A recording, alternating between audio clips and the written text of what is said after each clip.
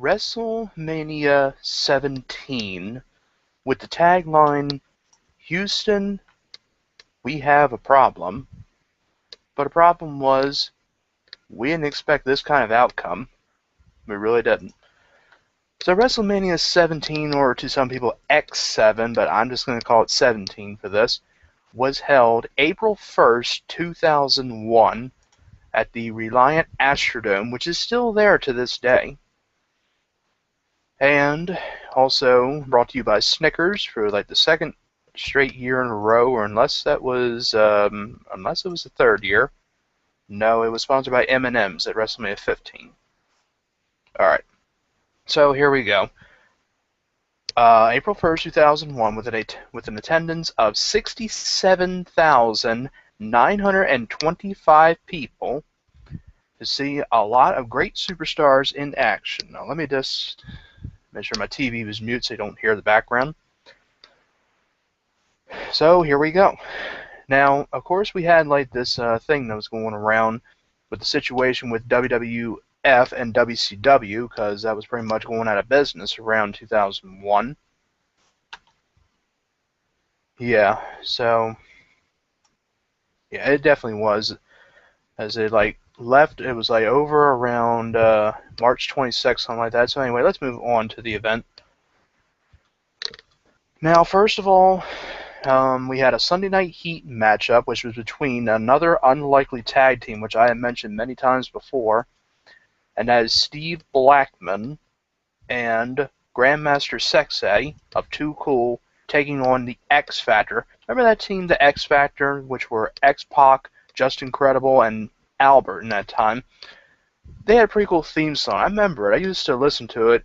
It'd be like, yo, you dealing with the X Factor. And someone would go like, I got it, right? Something like that, but then it like later changed later. I thought it was pretty cool. Let's say it again. Yo, you dealing with the X Factor. And I don't like rap music. I hate it. But I know I do. Okay, anyway. So, anyway, that tag team really didn't last that long. It was over in October, and Albert turned face and joined forces with Scotty 2 Hotty, and they call him like the big hip-hop hippo or something. I know it was something like big and hippo. I couldn't remember it. So, X Factor gets the win. There you are. Now we move on to the event. The first match kicked off. It was the Intercontinental Championship match between the Intercontinental Champion Chris Jericho and William Regal, the WWF Commissioner in that time. Now, this wasn't a bad opener. You know, it wasn't like predictable or anything, like who was going to win. No, either one of these two could win, as William Regal definitely was a memorable Intercontinental Champion and European Champion. He was never a WWF Champion or World Heavyweight Champion. I think he was an ECW Champion once.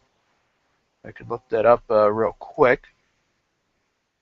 No, I take that back. He was not. He was a tag champion, hardcore champion, and he won the King of the Ring. He was never an ECW champion. I take that back.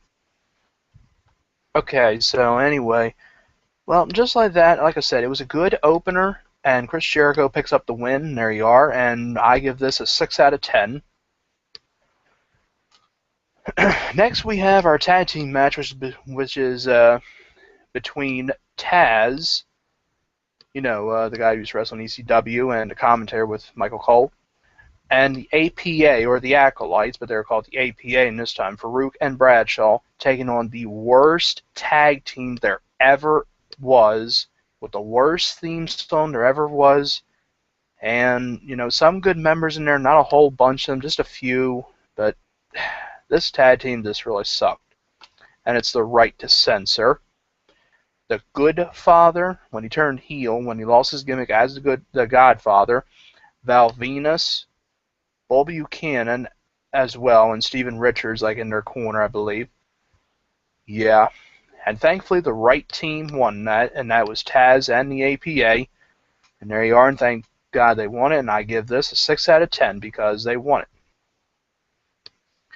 Next, we have the Triple Threat Hardcore match for the Hardcore Championship between the Hardcore Champion Raven, Kane, and The Big Show.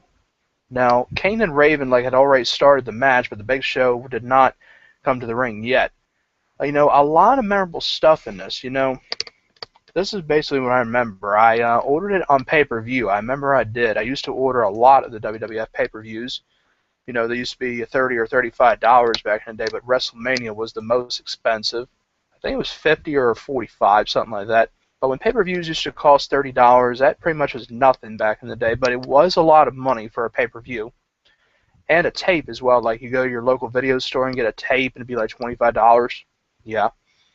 Anyway, so these three pretty much were fighting a lot of the times backstage.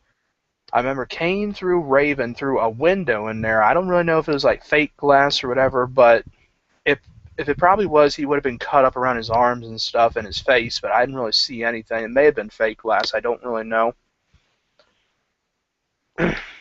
And the Big Show and Kane also trying to throwing themselves into these walls. These walls are pretty fake as well. Just the way they look, they just broke away easily, just like that. I don't really know. Then Raven trying to escape with a golf cart, and the Big Show chasing him right on the back, and that's a pretty heavy guy that's on the back of a golf cart, and just crashes right into this cage or whatever. And then Kane, who takes a golf cart as well, and he gets on and takes the referee with him, and he runs over Raven on his leg. Then they're still fighting, and then we go all the way back to the entrance, and Big Show has Kane on the top like a gorilla press slam, whatever he's going to do, but Kane hits him in the face, and they both fall into like this thing. Something it wasn't like a dumpster or anything, I don't know. Then Kane jumps in there with a leg drop, and he pins the Big Show, and he's the new champion. I just thought it was a pretty good match. I did like the hardcore matches, and a lot of times they took a lot of shots to the head, but they just don't do any more because they just cause severe concussions. So, yeah, it's just pretty bad to do. So, well, for this, I'm going to give this one a 6.5 because it was better than the tag team match and a little bit better than the opening match. But I thought it was pretty good. Next, we move on to the fourth match, which was for the European Championship between the European Champion Test or Andrew Martin, remember back in the day, with that worst phrase that I didn't like that he said, "Don't you mess," or whatever, or "Don't touch my testicles." Back in the day when he had Stacy Keibler, and he said that when they called all his fans like his testicles or whatever. Yeah, well, that's when it was TV-14. You could say that. Anyway, and Test faces Eddie Guerrero alongside with Perry Saturn. Yeah, so this match this was not all that great because Eddie Guerrero wins the match and becomes the new European champion, all because of his help with his radical friends Perry Saturn and Dean Malenko. And Guerrero's the new champion after hitting Test with the belt, and he's the new champion, and I give this a 3.5 out of 10. Disappointing. May disagree, but I just think it was. Next, we move on to the next one, which is Kurt Angle against Chris Benoit. Now, this was actually pretty good. A battle between two pretty good wrestlers. One of them who has been in WWF and the WWE as well, and now he's in TNA, unfortunately. And the other, we won't get into his personal life or anything, but he had a great wrestling career. He really did. And this was a good match between these two guys. And, a lot of submissions, like the ankle lock from Angle and the crippler crossface from Benoit.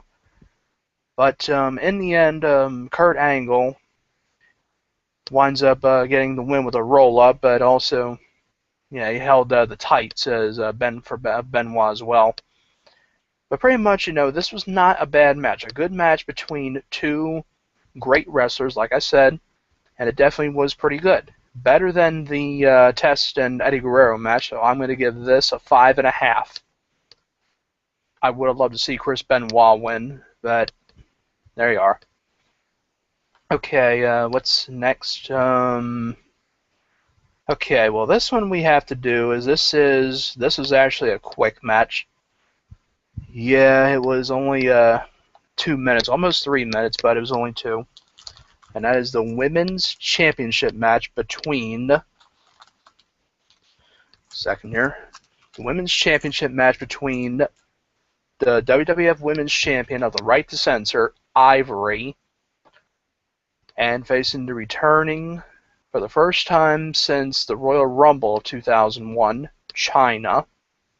Now, Chyna had not been in action. She got injured at Armageddon 2000, I believe, or maybe it was somewhere else that she got like pile driven, as I remember. Yeah, it just was not a good thing to pile drive a woman, I think.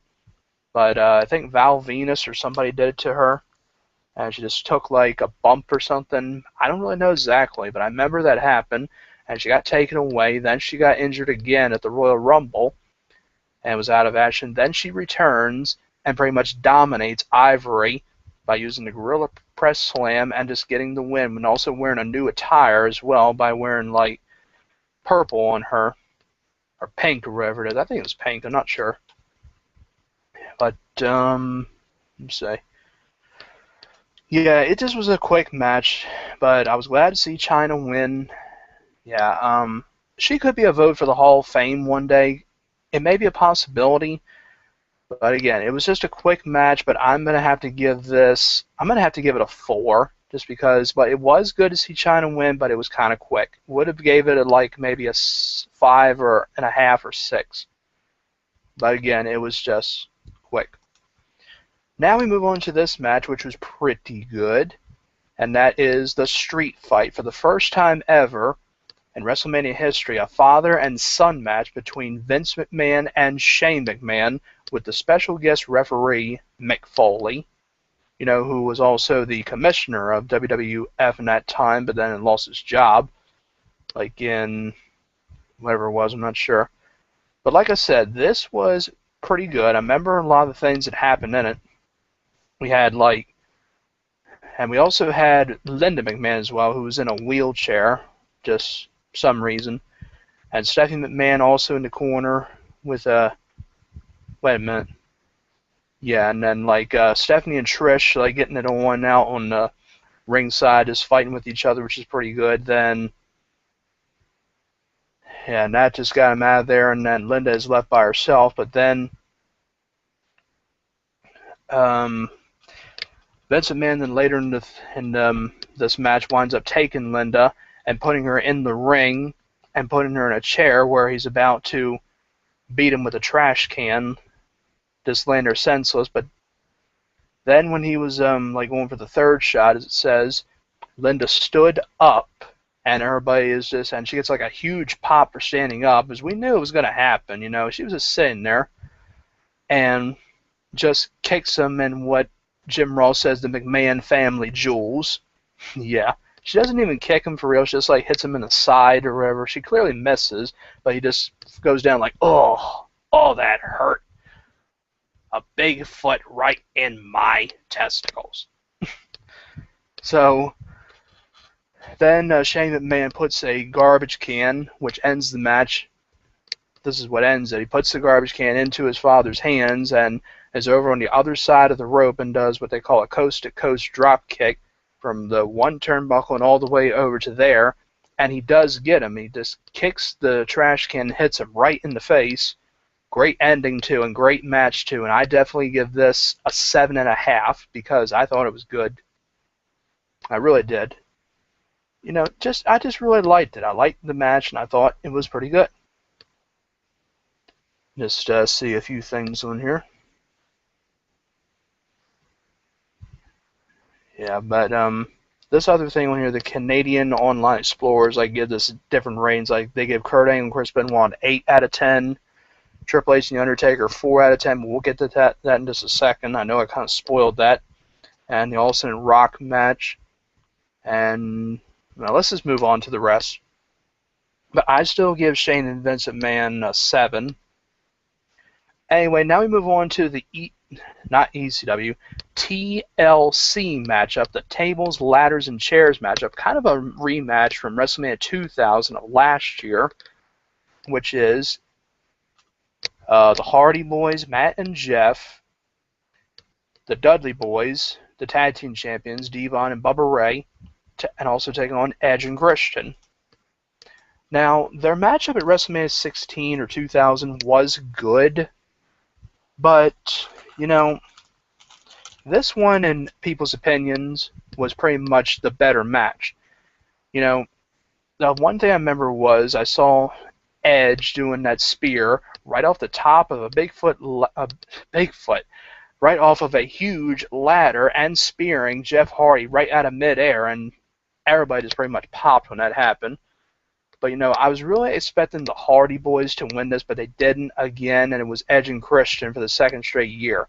But this was definitely a better matchup than the one from last year. Like, a lot of high-flying action and good stuff in here.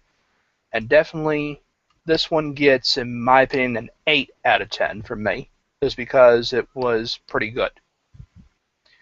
Now we move on to the next one. Now, this one was the Gimmick Battle Royal. You know, it was just for fun. It wasn't like a match or anything, but it was good.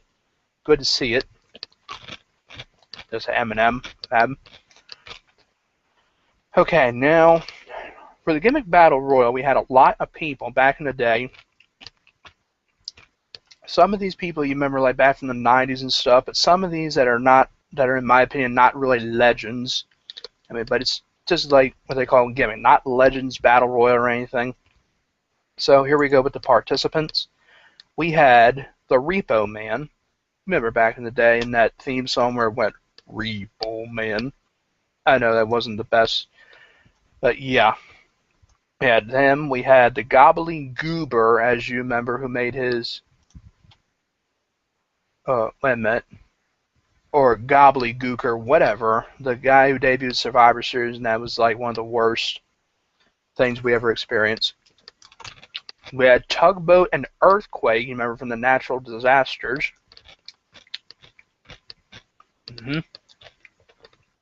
Tugboat or Typhoon, you know. Okay. We had Kim Chi, who was, you know, the guy that was like next to Kamala, as you remember, who was also in the match, Kamala. Bushwhacker Luke and Butch of the Bushwhackers, we had them who were introduced first. We had Jim Cornette, but really, why was he in there, I guess? I don't really know. I guess just for fun. We had Duke the Dumpster Drozy, remember back in the day. This guy isn't even a legend or anything. He was just known for being your friendly, everyday neighborhood garbage man or whatever, and that was just really it. And we also had the Goon. You remember the Goon, that guy was like a hockey player or whatever he was, but really, he was nothing. Again, he was just there for fun. We had Nikolai Volkov. Remember back in the day, him. Yeah. Wasn't really like a big, huge fan of him or anything. We had Doink the Clown. The Clown. Funny gimmick as well. Everybody remembers him. Put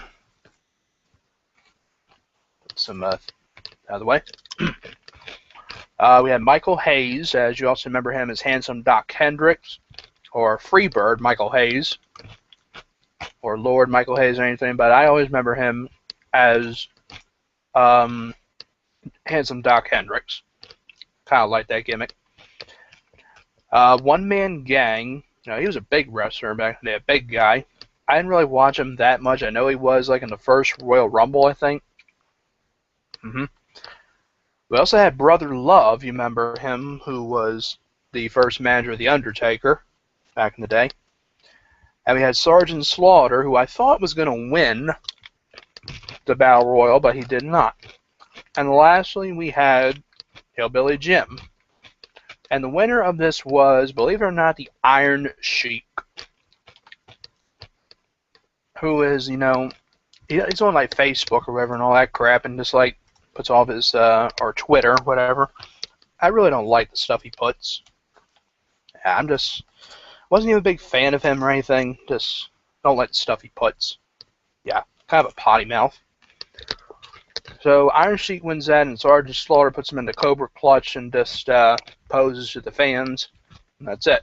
But if I had to give this a review, I'd probably just give it a 4.5. Yeah.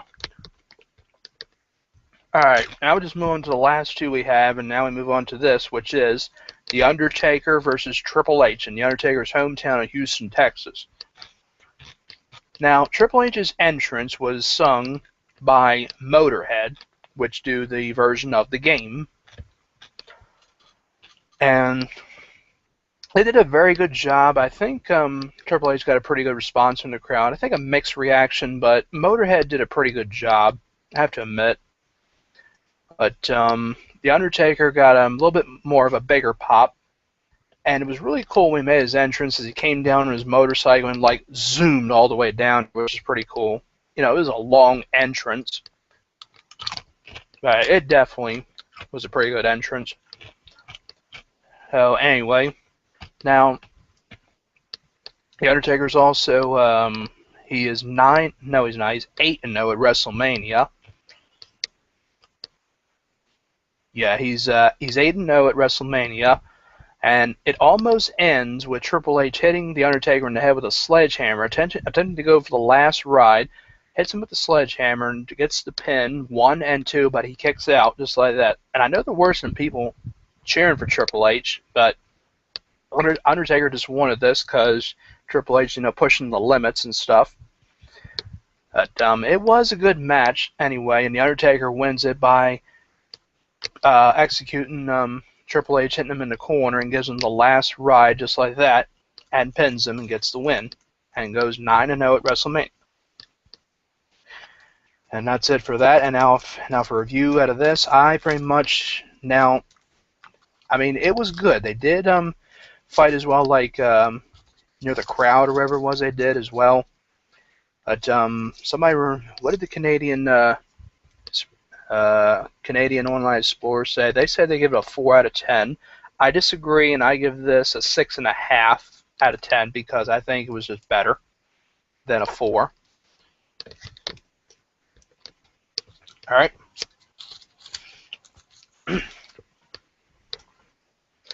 Okay, now we'll just move on to the last one. That is the main event. The main event between the 2001 Royal Rumble winner and the WWF champion who won it in No Way Out 2001, The Rock.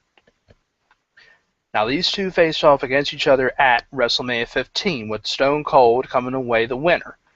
Now, would it be The Rock maybe retaining or Stone Cold coming away with the victory? Now, this is in Texas, Stone Cold's hometown, but he's in Victoria, Texas. Pretty much Stone Cold got a big pop from them, and I think The Rock got a mixed reaction. So, and just to get to the end, like I said when I started this video, that it has had a strange outcome, what we were not expecting.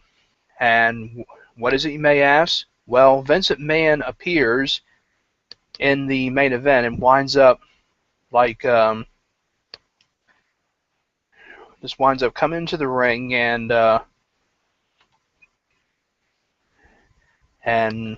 winds up handing Stone Cold a chair, in which he hits The Rock with, which is much to everybody's shocking delight, because pretty much Stone Cold had turned heel and sided himself with Vince McMahon, and he gets the win over The Rock after he was hitting him with the chair, and just gets the win just like that, and he's the new champion, and then starts shaking hands with Vince McMahon, which in my opinion was a shocker. I really thought that Stone Cold would just win it just like that without even getting help from Vince McMahon, but it was still a very good match. I don't really know if I guess it was better than their match at WrestleMania 15, but it still was good. But the Canadian Explorer gives it a 10, a perfect 10. Oh no, they give it a 9 out of 10. Well, I have to really think about this just a little bit, but I have to say I'm just kind of just shocked with the outcome, but still, I think I'm just going to give this a 7.5 out of 10. I don't really give it a 9 because just the outcome was just shocking. That's really all it was. But it was definitely a good pay-per-view, and it was good to watch. And there you are. So that is it. Now, for out of 10 review for the whole entire show, I give this a 7.5 out of 10 because I liked the matches. You know, TLC was great, and Kurt Angle and Benoit was good, but Chyna and Ivory was too short. And I liked Vince and Shane McMahon, their match as well. Even The Undertaker and Triple H. But just a shocking outcome for the championship, but still, it was good. And that's it. That is my review of WrestleMania 17 or X7. I hope you all enjoyed this. So please like this video, leave a comment, and subscribe. And I will see you guys with more videos.